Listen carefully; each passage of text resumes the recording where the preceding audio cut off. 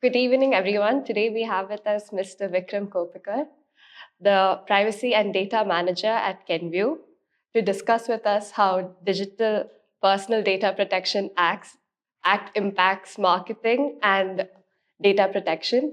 Thank you, sir, for being here with us today at Pitts Law School. Thank you. So the DPDP Act is a big step for India. What does it aim to achieve? And why is it significant for businesses and consumers? All right. Firstly, thank you for having me on this podcast. Wonderful to be here. So the DPDPA Act is obviously a result of privacy being given the status of a fundamental right under the Indian Constitution. So as you are aware, that's been a recent initiative somewhere around 2019 after the Puttaswamy judgment where privacy was afforded that status. And after several revisions, the Act has now come into play, although it's not gone live. The rules which are pursuant to the Act are also been established, put out there for public consultation. They've not been finalized.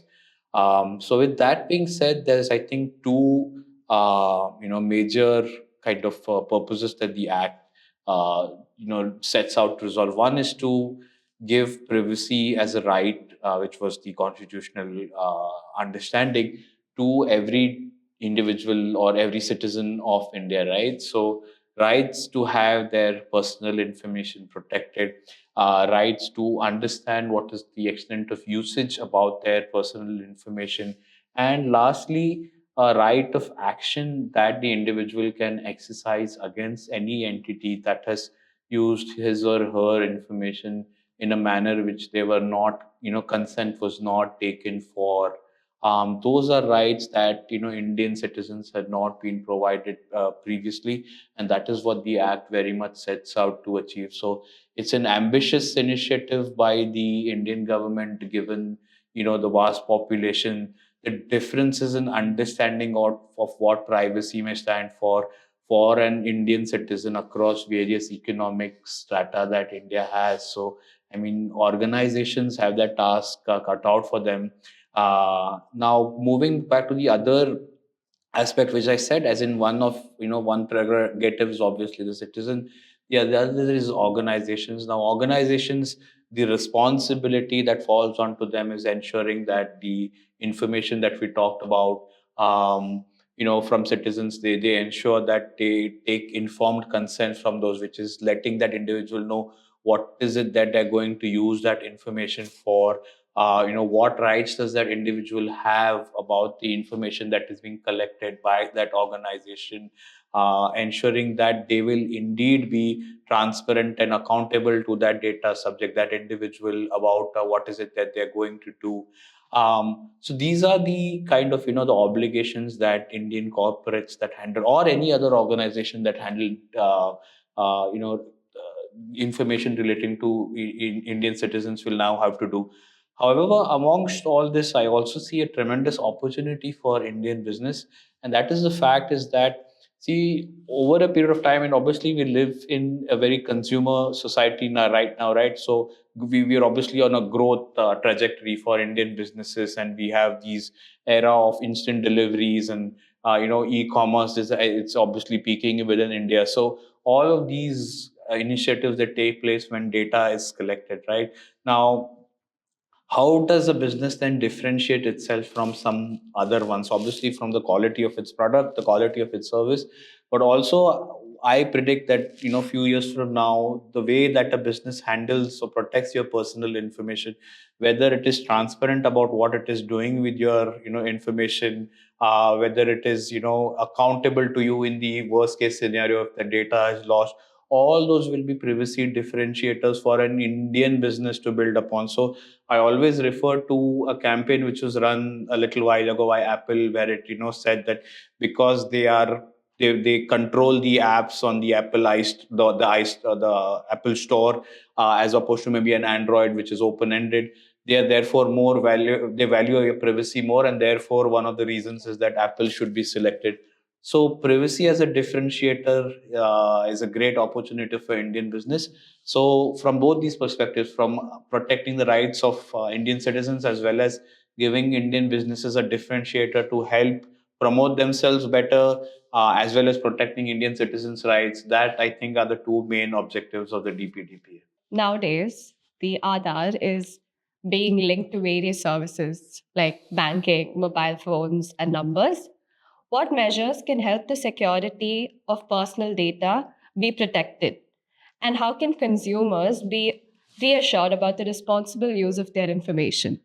All right, so that's a great question. So Aadhaar, of course, is a very, in itself is a very, a bold initiative which has been carried out and utilized by the authorities.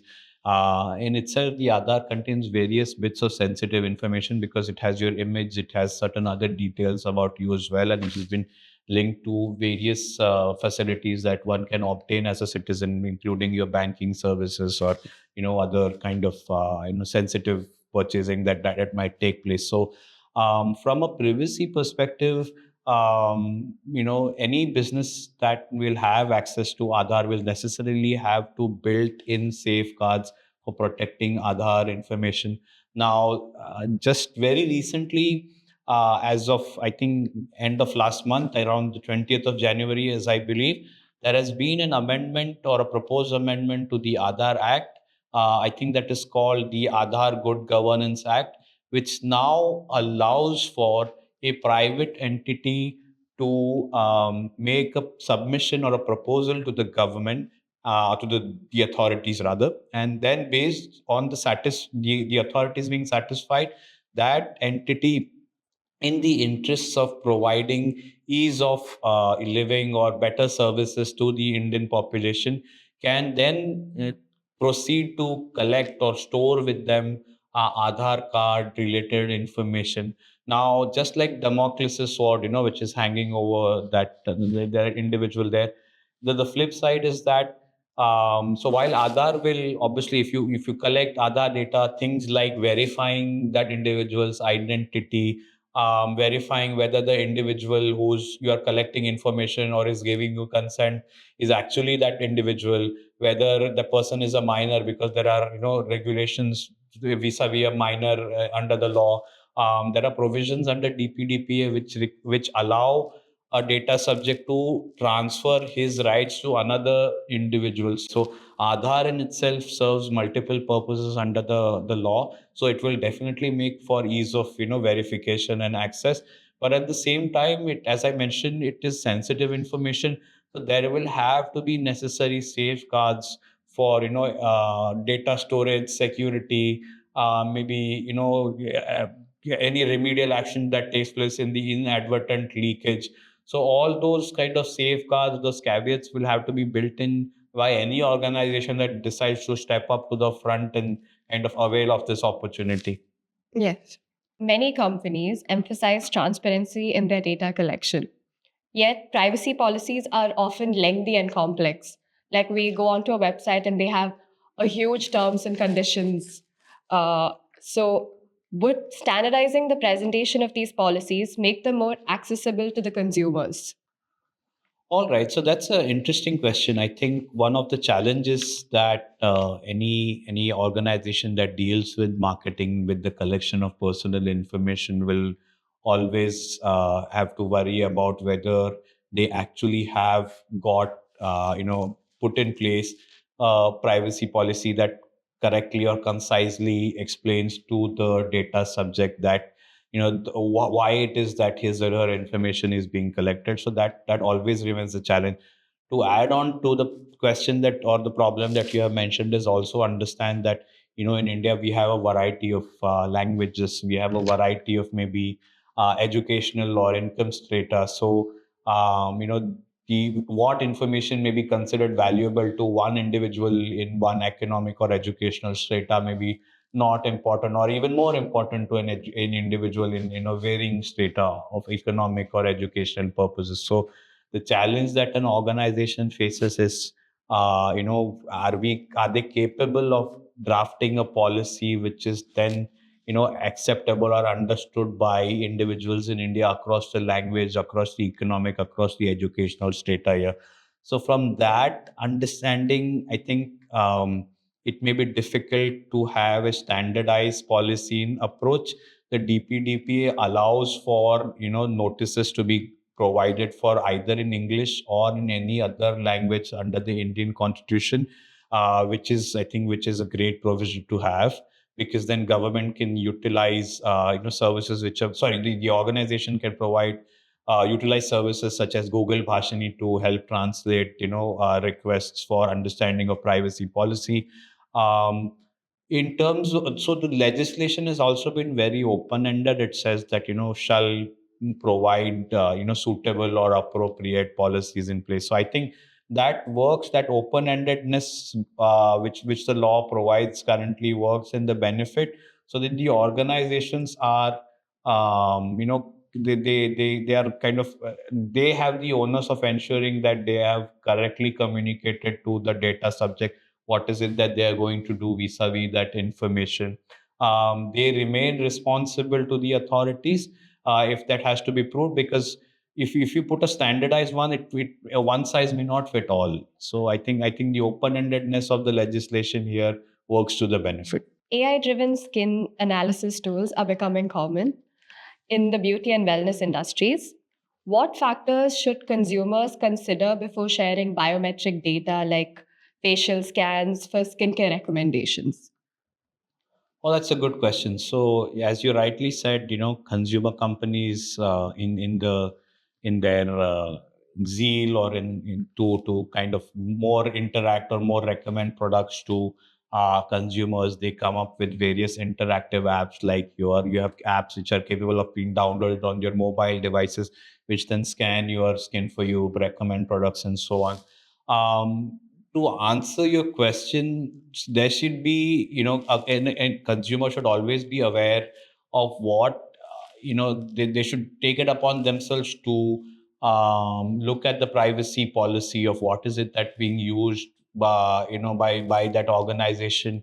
What is it that they intend to do with that particular information? How long do they intend to retain it for? Whether they are going to share it with any third party, because sometimes, as you have rightly said, there are very broad notices which say that we will share it with all of our affiliates and then so on and so forth. So it could be somebody sitting outside, like in a very third distant country that you have no control over. Consumers should basically be aware. But having said that, I think the onus should largely also be on the that company, that cosmetic company, or that company that collects that information. So as I said, privacy is now the great differentiator for business, or will soon be the great differentiator. So in today's competitive times, I think businesses can differentiate themselves by saying that not only do we take care of your skin, but we also take care of your privacy, right? So we are going to ensure that we will purge the sensitive data as soon as it is used. We will not retain any sensitive information about whatever conditions that we might have collected from you. We will not transfer it overseas without your consent. So those are practices that those companies should build in, especially if you are dealing with AI to create analysis. Under the DPDPA law, there is a concept of what is known as an SDF, or a significant data fiduciary, which is an entity or a data collector, which on the basis of the data that it collects, the number of data subjects that it has, the number, you know, they are capable of being audited by government appointed entities. So if a company indeed, as you mentioned, is collecting sensitive data, then the possibility of it being audited should make it imperative for it to put these practices into play, so that not only are their notices very clear and precise in terms of what they want to do, but also internally their machinery is in place to ensure that the deletion, the purging, the specified use are all put into place. So yeah. As data regulations evolve globally, Uh-huh. businesses must adapt to stay compliant and competitive. What trends should businesses and professionals keep an eye on in the next few years? Firstly, concepts of privacy by design, which means that whenever there is any app or third party customer experience which is developed or designed, it is developed at the onset to collect only that data which is necessary. Now the temptation very much for marketing professionals or large retail organizations is to collect as much data about an individual as possible.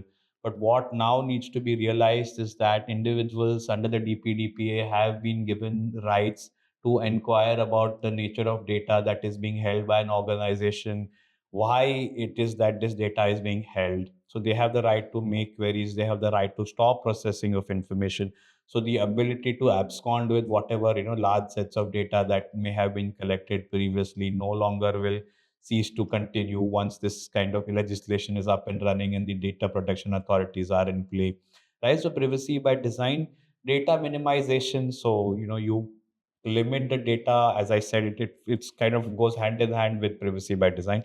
Data minimization, collecting only that much data as is necessary, collecting only that much kind of consent as is necessary, because again sometimes what happens is companies want to bombard the potential customer with details regarding all of their particular products, right? So then this might lead to like the customer being overburdened with kind of too much information and might decide to block every offering that the organization have. So one has to play it very selectively. This is a interplay between the marketing team, between the privacy team here, as in how they want to approach it, whether they want to sequentially target that particular customer, or they are okay to accept the risk of being kind of shut out if they want to bundle all their correspondence. So these are challenges that they will come up with. Apart from sort of minimization and privacy by design, concepts such as accountability, right? You are accountable to the data subject if there is going to be a breach, or if your data has been leaked, or if there is any other malified act that has been data that has been entrusted by you. You have to be accountable and report it to the authorities. The DPDPA requires a notification to the data subject also within a particular timeline. So you have to be accountable and do that and not push it under the rug, right? And lastly, integrity, I think, is very important. What I mean by integrity is that you built in necessary security practices. So here is, your CISOs, your information security officers, your physical security officers.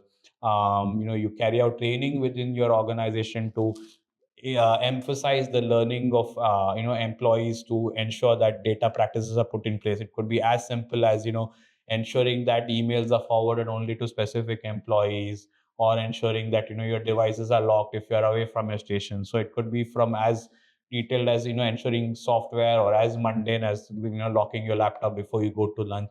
So those kind of awareness practices also need to be built in to ensure that organizationally security or integrity of your data is maintained, because any organization, as the saying goes, right, that the armor is only as strong as its weakest link, so, or the weakest whatever spot. So those are practices. So just to repeat myself, you have privacy by design, you have data minimization, you have accountability, and you have integrity. I think those are the key aspects that one needs to be ensured as an organization. Oh. Thank you, Mr. Koppikar, for your insights. It's been great to understand how data protection affects marketing and businesses today. Thank you very much for your time. Thank you. Thanks.